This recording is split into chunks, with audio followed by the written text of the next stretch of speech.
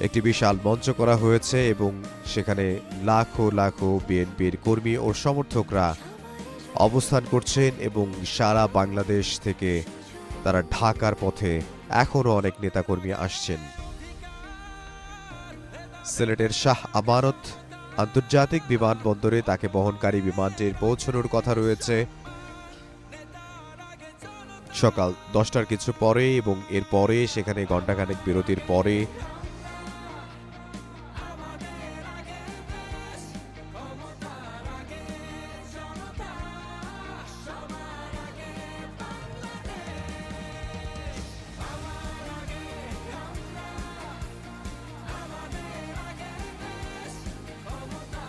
বিএনপির ভারপ্রাপ্ত চেয়ারম্যান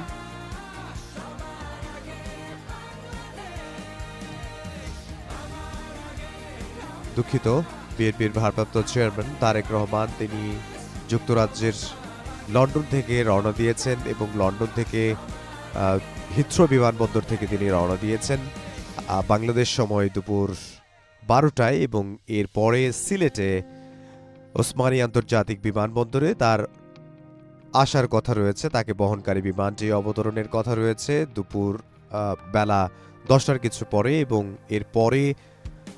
সিলেট ওসমানী আন্তর্জাতিক বিমানবন্দর থেকে তাকে বহনকারী বিমানটি হযরত শাহজালাল আন্তর্জাতিক বিমানবন্দরে এসে পৌঁছানোর কথা রয়েছে 12টার কিছু আগে এবং এরপরে তিনি তার মা বিএনপির চেয়ারপারসন বেগম খালেদা জিয়া তিনি অসুস্থ হয়ে